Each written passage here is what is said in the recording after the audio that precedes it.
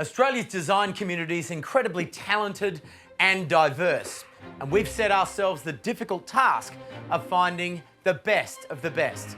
Welcome to Australia by Design Interiors.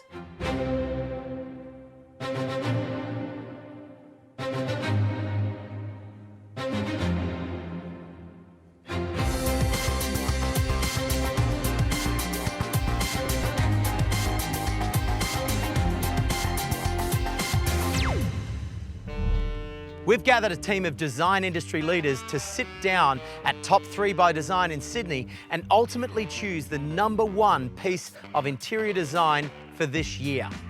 For a lot of people, interior design might seem to be about the colour of the cushions and the choice of drapes, but realistically, interior design impacts the flow of a room and the use of the house. It really dictates how the family or the people living there might use the space.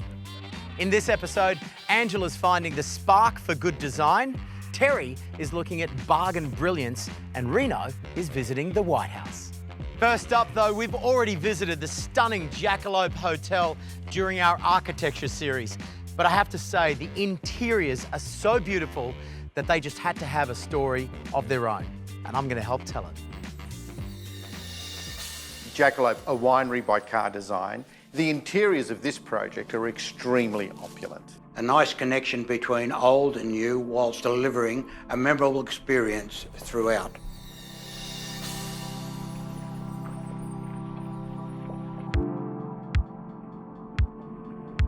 This is an amazing room. And you wouldn't think we're sitting inside a building that's almost 120 years old. I mean, you must have spent a long time on it, yeah? Yeah, it was quite some years in the making, many collaborators. Yeah.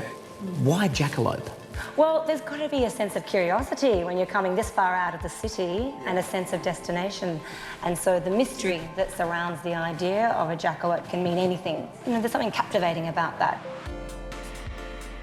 We often refer to this as the alchemist's workshop. Yeah. The bar is called Flagadoot. So this is the arrival experience into the hotel.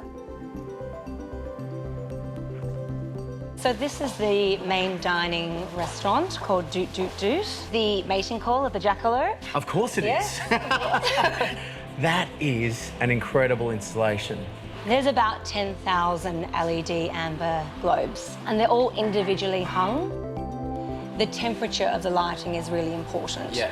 So the ceiling sculpture, for example, has a range of different modes, so that there might be one that dances and shifts, so you get that undulation, and other times it has a 10-minute cycle of up and down, so when you're dining you don't feel ill. Yeah, I mean, you would depower the state of Victoria to run this thing if you had to put all of them on, right? I think we'd be in a bit of trouble. Yeah. There is the danger of too many statements in one environment, and when you're looking at this type of ceiling, everything on the lower plane intentionally is quite dark and demure, but we still need it to be interesting. So all of the furniture and the floor finishes are intentionally dark, but highly textured. So we had to really pressure test many layouts so that all of the furniture was reconfigurable and enabled that flexibility to move from breakfast service through to an evening cocktail event. You're not just throwing cushions around, are you?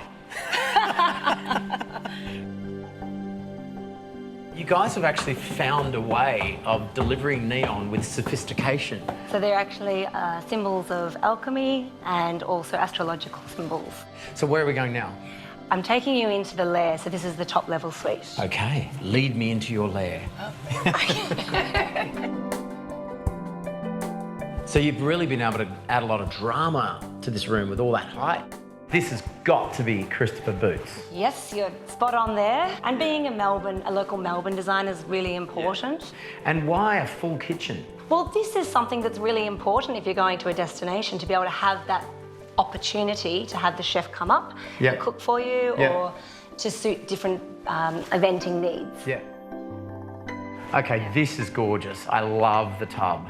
And something's just occurred to me. It doesn't matter whether you're in the tub or working at the desk or just waking up in bed, you're always looking at that incredible view. Yeah, that was intentional in how we designed all of the rooms, that they were all geared towards that experience of looking out. And there's a nice little change of level here from the bathroom down into so you're kind of splitting the space with a change of level, yeah? Yeah, and that's important in hotel rooms, to not create walls or barriers. So Yeah. just a subtle level shift does give you that sense of, okay, separation from the bathroom to the workspace or the resting space. Now, don't take this the wrong way, but I think you found a way of making beige very sexy. Okay. Well, it was important to give that sense of relief from the public environments, which are full of theatre and playfulness. Yes. The guest room needs to be a place where one can relax. Yeah, and it does feel harmonious, I've got to say. You just feel at ease here, don't you? Yeah, it's that break and respite.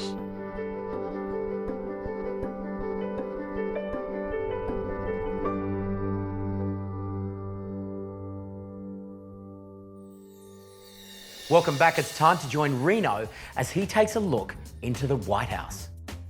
White House? The joinery, the light and the texture of this converted warehouse plays a beautiful backdrop for their collection. They've kept all the original volumes, but really made this a homely space. This was the centre of the wool and yarn industry in Melbourne. It started in about the 1860s right through to the early 1900s. This whole area was filled with old buildings that related to the wool industry. They were converted to apartments in the early 1990s. Oh, okay. I'm starting to see why they're calling it the White House now. And the void, we're talking, what is it, 8-9 metres in Enormous, height? isn't it? So being a storehouse, they would have used it to transport goods up and down between the levels. Don't tell me they broke this during installation. No, this is a detail that we like to use a lot when working with natural stone. It's very soft and tactile, but it shows you that it is a natural material. Now that's the complete opposite of white, isn't it? It is, and it's breaking the rule, I suppose. We sort of felt that we needed a central feature, and the staircase ties the levels together, and we like that the house circulates around this major sculptural piece. Well, I suppose being in Collingwood, black and white, we've done the right choices, haven't we?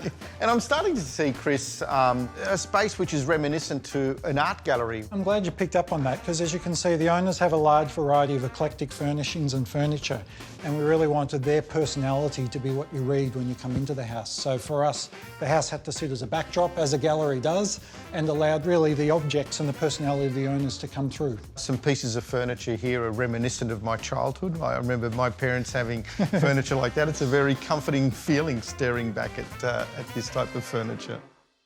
Now we come back to this beautiful piece of artwork, which is the staircase. I was going to ask, did you have to crane this in? Well, interestingly, it's aluminium and it's brought in as individual treads. So they stack together like a Lego set. You can see them there. Each one's brought in, stacked on top of each other and tied together with a big thread rod at the top. Do you think it's strong enough for the both of us? Let's give it a shot. Let's have a go. I'm hoping so. It's got a little bit of an industrial edge, which I like. It kind of has a lot of references back to the original building, the steel and the concrete and that rawness. So I think it works really well as a, a bold object. I've noticed that you've gone away from the single tone white and you've added a wonderful, what is it, a darkish grey sort of tone? It is, yeah. There's a little bit of blue in it, a bluey grey, that we wanted some of the spaces to have a sense of intimacy, I suppose. So it's one corner of the building where we injected that little bit of colour, and it provides a darkness to offset some of the mid-century furniture, the warmth, reddy, browny tones.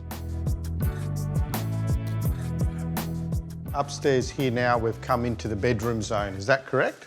Yeah, so this is where we introduce carpet for softness. You can feel it underfoot. It makes a difference acoustically, doesn't it? It just really softens the space and softens that warehouse feel for the bedroom. And I see the windows the same as downstairs. This is allowing all the natural light to come through the space, isn't it? Yeah, look, it does. We're reliant on that single source of this one facade that has windows, so you can really get that sense of how effective it was not building walls through here. And the light really permeates the floor plate. So where's the bathroom? Well, the bathroom's actually tucked away behind the one wall we actually built. So you'll see here, it's sort of a wall, but it's only half height.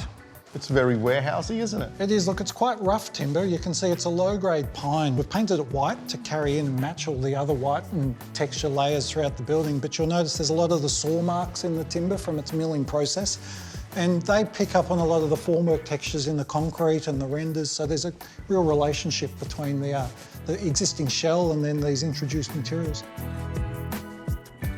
Oh, wow. Okay. Well, this is very different to downstairs. It seems to have a sense of opulence in here, doesn't it? It does. It's a different feel.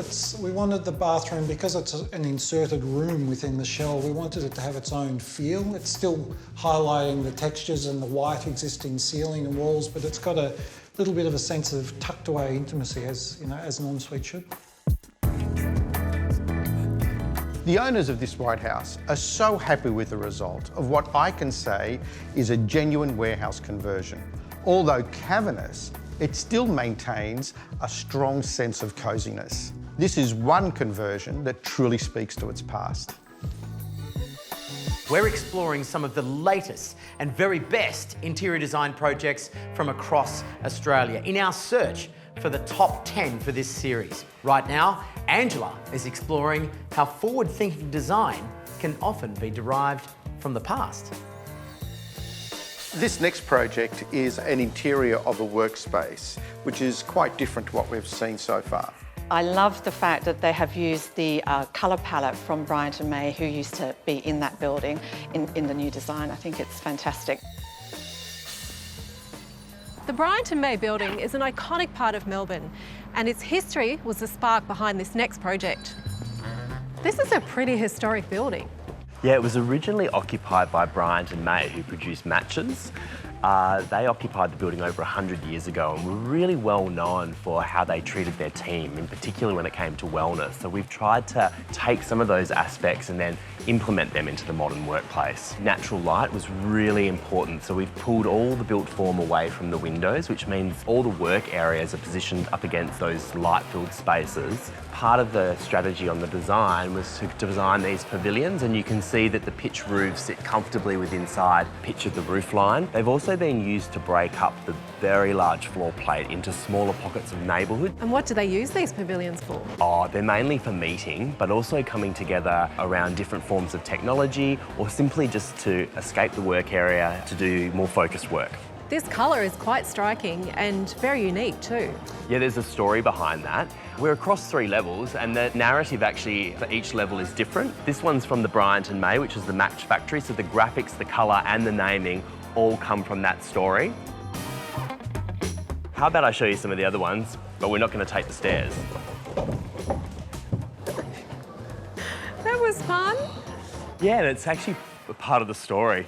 The slides represent the penstocks that are on site at the Snowy Hydro, which is the owner of Red Energy, and we wanted to really encapsulate that as part of the design of the fit out. And then the workspace here, this is where everybody is, and you've grouped them in a really interesting way. Yeah, it's a neighbourhood approach, so there's a variety of settings. Gives the team the freedom to choose what type of space they want to sit in on a daily basis, depending on what they're undertaking on that day. So we've got a variety of meeting rooms, informal collaboration spaces, innovation spaces, and simply spaces to focus. Lots of choice, the freedom to choose on a daily basis where you sit makes it really unique. And this amazing staircase, which I know clients can often hate because you have to cut a hole in the floor and take something away. That's right, and that was the case on this project. We were really conscious of that, so we've tried to activate the stair as much as possible, so that's why we've got the levels. The levels actually help create more of a dynamic between each of the spaces and put that area basically back in, so we haven't lost anything. So we've had a tour of this very interesting and very diverse workplace, and we've arrived here. So what's this place? This is the Tribal Hub. It's where the whole team can come together. We can get up to 300 people in this space. It really comes alive at lunchtime and during team events. You can see that we've got the bleacher-style seating around the outside. The speaker stands up here in the kitchen, and it is really about creating that sense of home and, I guess, reprieve from the work areas downstairs. Part of the colour scheme we pulled from the original brickwork outside. However, we wanted something super fun. This really just caps it off with the approach to how colour's used in the workspace.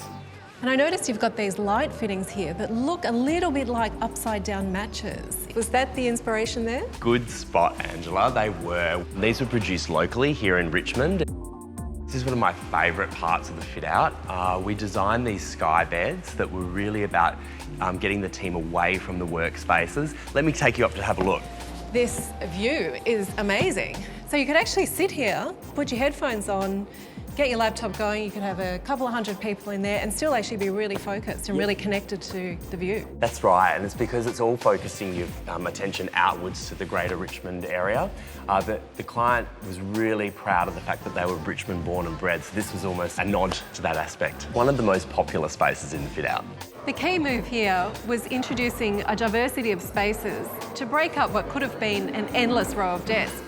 I love Carr's genuine and clever nod to the heritage of the building, whilst at the same time showing great insight into modern ways of working. People love to work in interesting places, and you can definitely feel the buzz at Red Energy. Now, talented designers can take a very humble material and celebrate it in ways that most people wouldn't even think of. In this project, the architects have explored and refined the use of materiality and space. We're really seeing this bold move of separating the property from the landscape, both inside and out. I love seeing the home of an architect, and if the outside is anything to go by, I can't wait to see the inside. Howard, what an incredibly welcoming room. Yes, well, this was the original cottage that we fell in love with.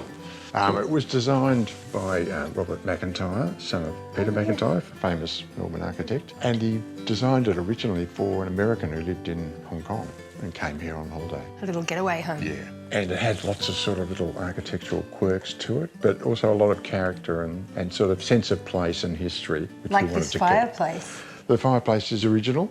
My wife said to me, we must keep all of that because you couldn't do something as good as that. I'm glad she put her foot down. I can't imagine this room without it. But the whole place really kind of becomes a TARDIS or a foil for the rest of the house. Howard, you weren't kidding. This really is so different. And look at this dining table. Yeah, the dining table was inspired by the way you go to a cafe and sort of try and grab a set of tables and chairs and put them together. To gather all your friends. Gather your friends together. I'm noticing a lot of texture and details. Tell me about this. We wanted to give the look of a great big chopping block. The tiles were actually tricky though because we found that in order to keep them sort of rigid, the joiner had to screw every one of these down from underneath. I bet he loved you.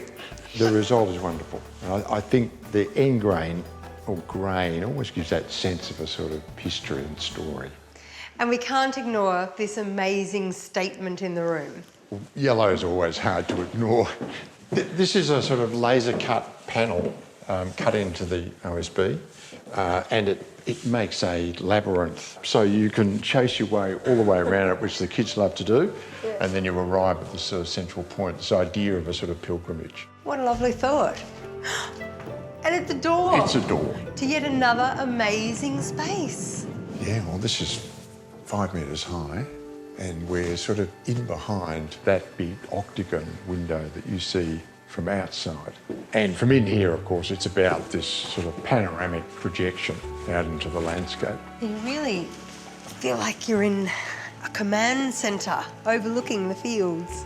I guess that idea of sort of watching out was a bit of an architectural theme because the big octagonal window refers to some early warning radar buildings for monitoring ballistic missiles. So the window here is almost like a viewpoint looking out over your world and the changes It's that almost happen. a constant reminder that in looking at this wonderful landscape, you also need to be concerned. It really looks quite different when it's raw like this or compared to when it's painted. Yeah, we used 5 colours in the end. We used a black, a white, the grey here, the yellow of course, and this natural colour. But we should have a look downstairs. We've sort of tried to explore some of these effects more. I feel a little bit like we're in that maze, like in your door upstairs. Yes, well, and it's a bit like being in the hull of a ship. And then you open up to this incredible view. Yes, well, here we're at, lower down in that big octagonal window. So you really feel that you're getting that intimacy of the view. And I can see what you're doing here, Howard. This octagonal shape appears again. Yes, this is that sort of radar element kind of pointing you out. to the landscape, but at the same time, it's just folding the space around you and creating an intimate spot. With each room having a completely different look and feel, there was a real risk of this home feeling disjointed. But Howard's overarching vision and a consistent use of paint, colour and textures has created a delightfully cohesive flow. Let's find out who our judges are putting through to our final Best of the Best episode. It's really great to see a building of that nature in the finals. It's got a really playful feel to it as well, which is great for a working environment. This is no surprise that Jackalope is through to the final. What can I say? It's car design. It needs to be there. Well, we're just past the halfway point with 6 projects chosen now to go through to our top 10. Join us next time as we continue our search to find the very best on Australia by Design Interiors.